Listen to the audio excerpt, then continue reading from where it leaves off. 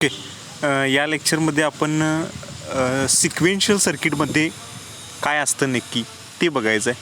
आत्तापर्यंत जे आपण बघितले बघा, ॲडर, सबट्रॅक्टर, बरोबर का. सबट्रॅक्टर काय तुमच्या पॉईंटमध्ये नाही आहे.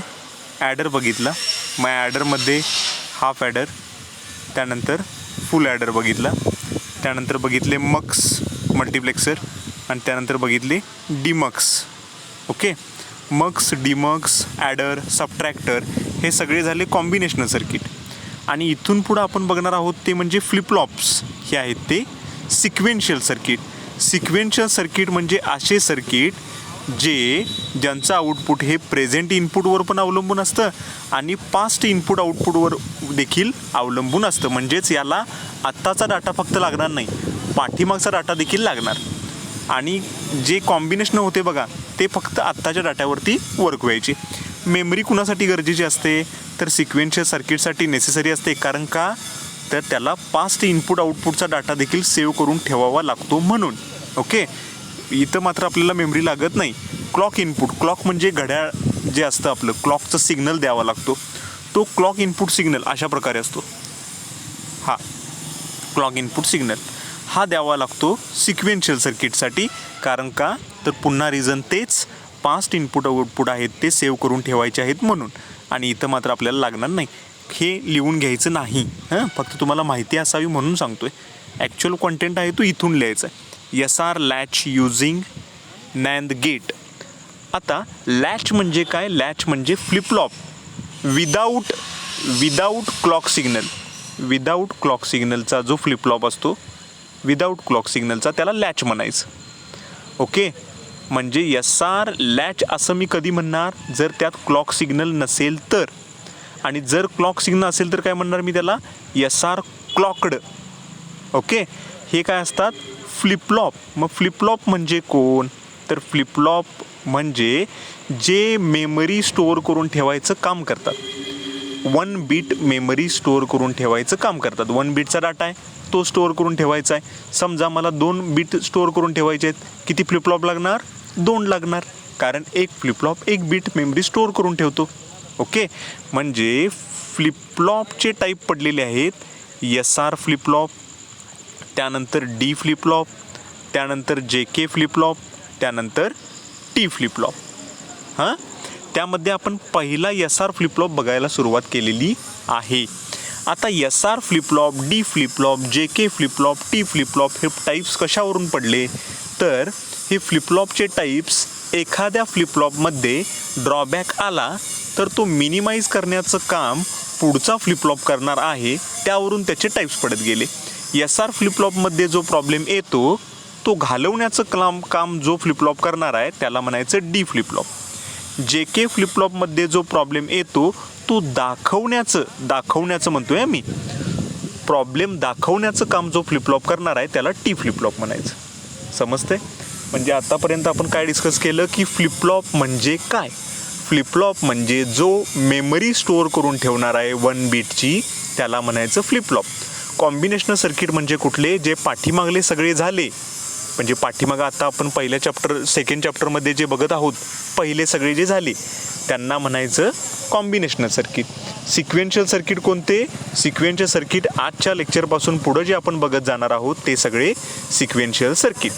ओके. त्यामध्ये पहिलं सिक्वेन्शियल सर्किट कोणतं? फ्लिपफ्लॉप. मग फ्लिपफ्लॉपमध्ये किती टाईप्स येतात? 4. SR, D, JK, T. SR फ्लिपफ्लॉपमध्ये जो ड्रॉबॅक येतो तो घालवण्याचं जो काम करणार आहे त्याला म्हणायचं D फ्लिपफ्लॉप. JK फ्लिपफ्लॉपमध्ये जो प्रॉब्लेम येतो तो दाखवण्याचं जो काम करणार आहे त्याला म्हणायचं T फ्लिपफ्लॉप. आता लॅच कुणाला म्हणायचं? ज्याच्यामध्ये क्लॉक सिग्नल वापरलेला नाही त्याला. मग ज्याच्यामध्ये क्लॉक सिग्नल वापरणार आहेत त्याला काय म्हणायचं तर clogged signal, clogged flip-flop. Okay. आता हे सगळं मी रब करतो.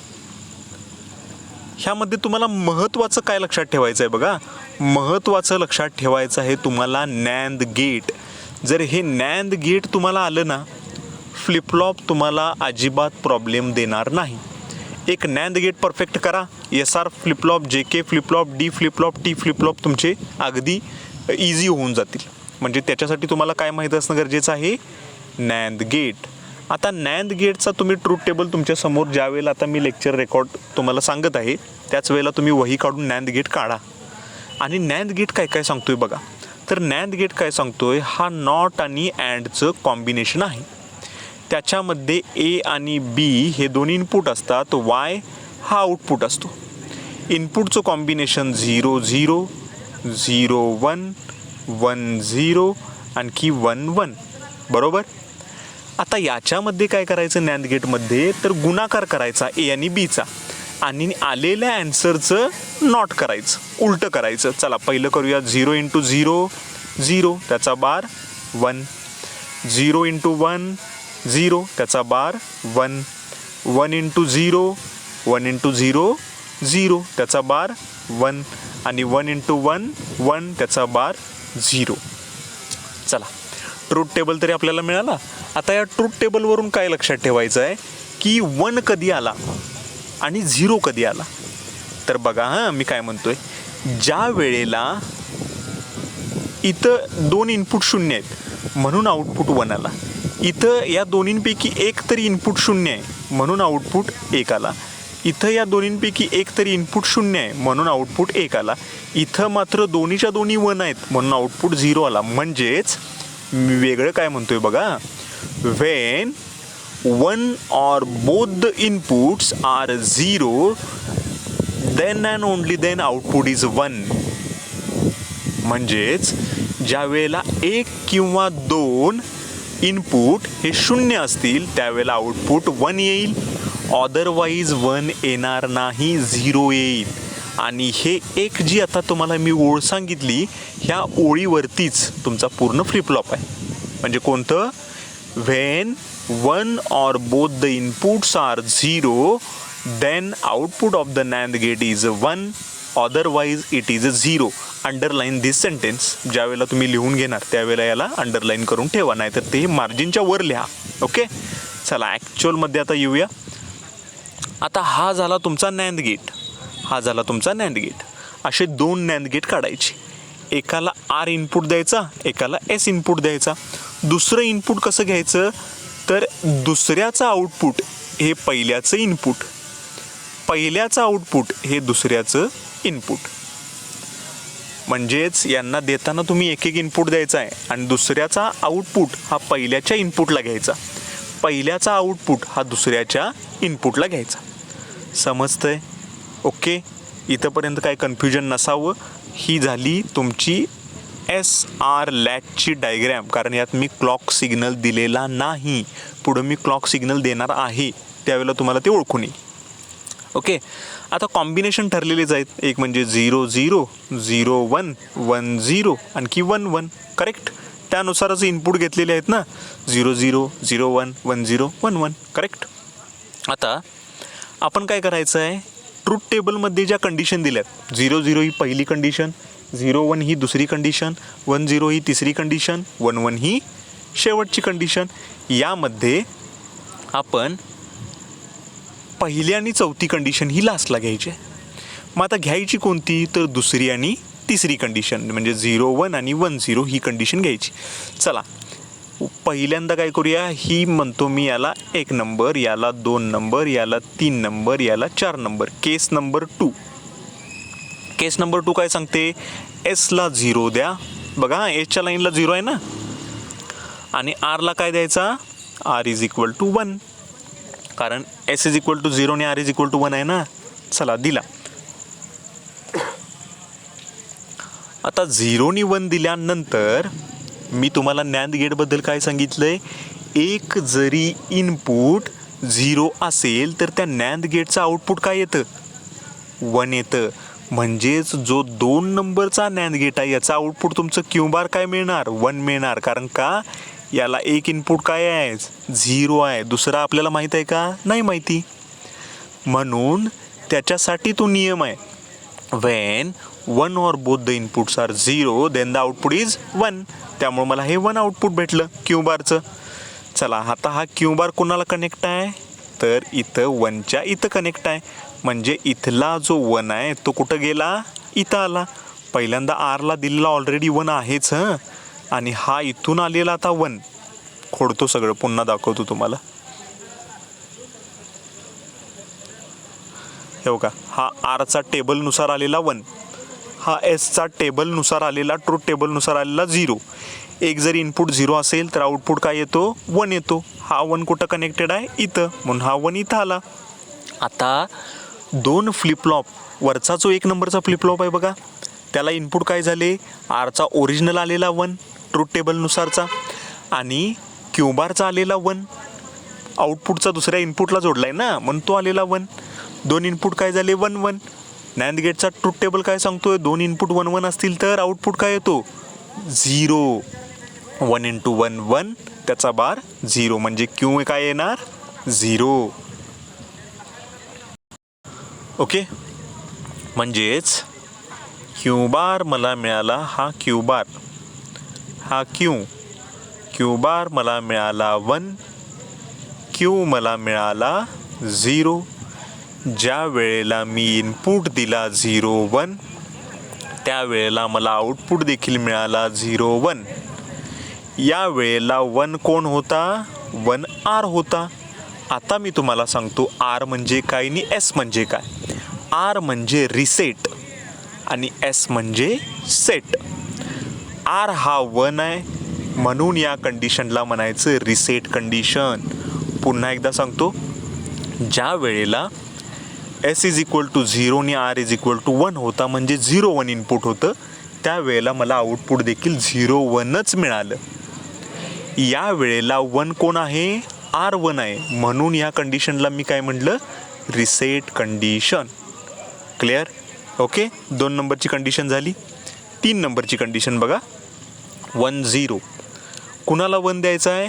तर 1 द्यायचा आहे एसला. चला एसला 1 देऊ. आरला काय द्यायचं आहे? 0. चला आरला 0 देऊ.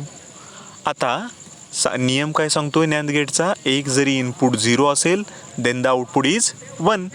पहिला 1 नंबरचा जो फ्लिपफ्लॉप आहे त्याला काय मिळाला नॅन्ड गेटला? जे एक 0 आहे, म्हणजे आउटपुट क्यू काय येणार?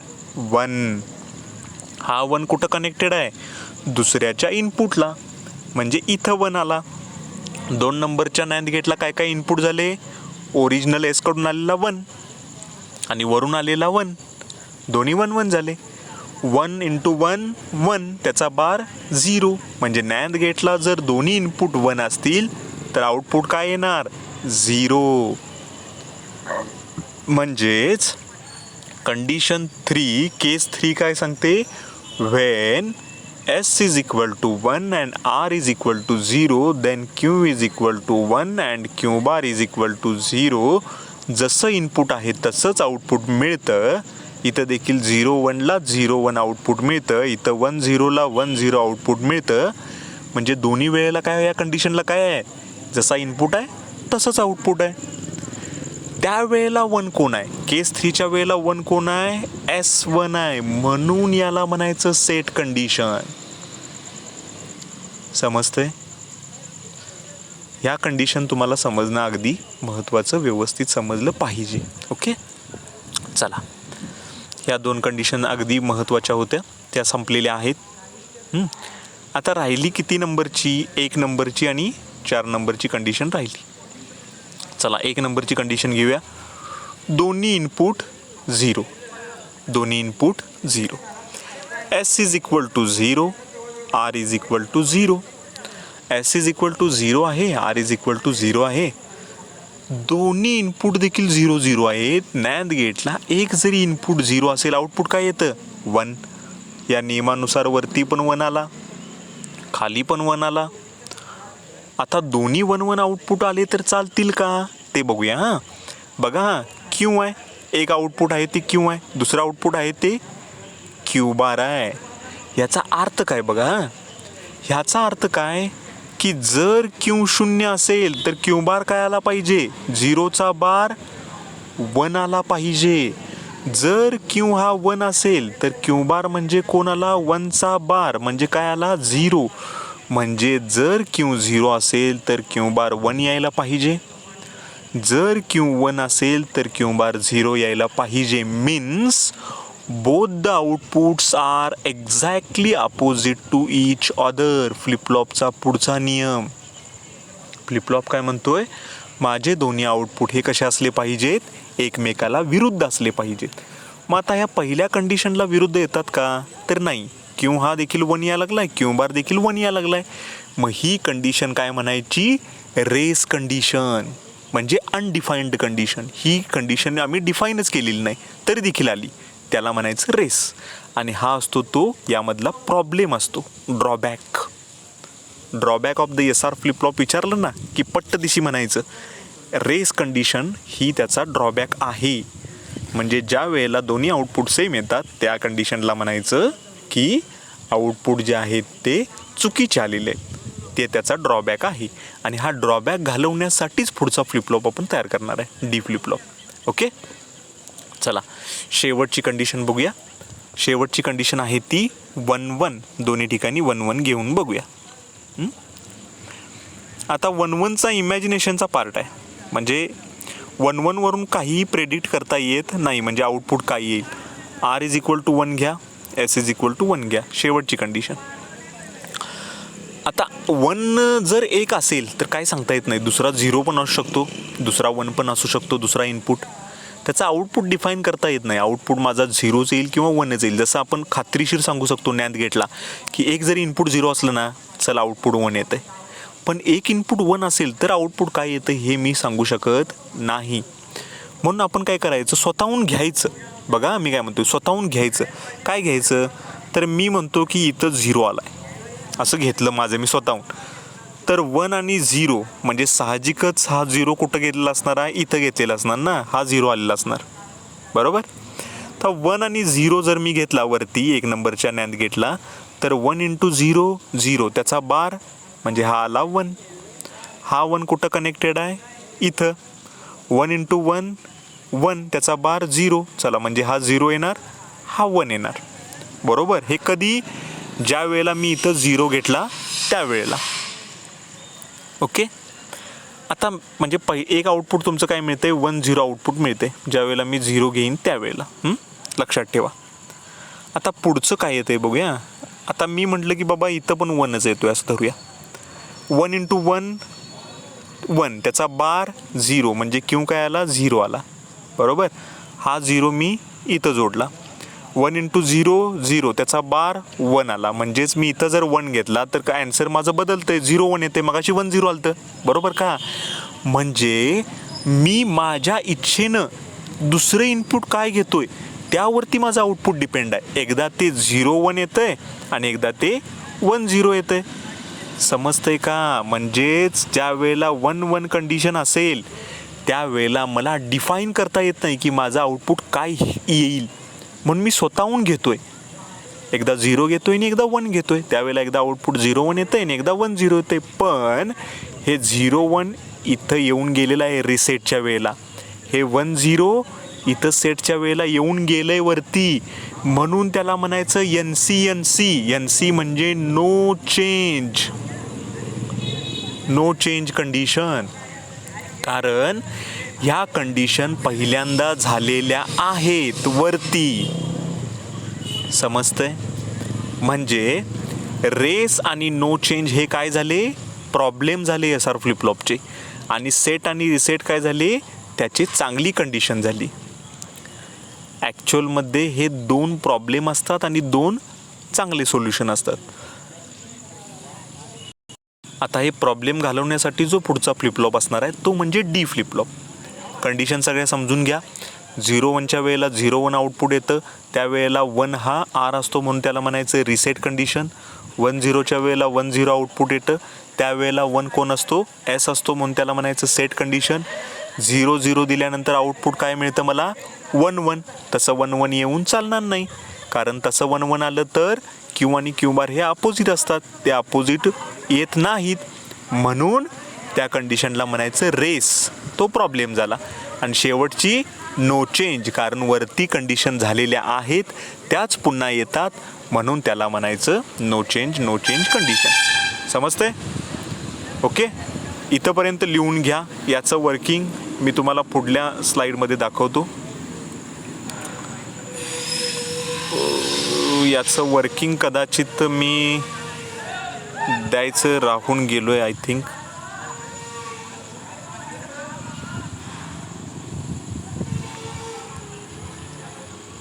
ओके, याचं वर्किंग मी तुम्हाला ग्रुपवरती पाठवतो.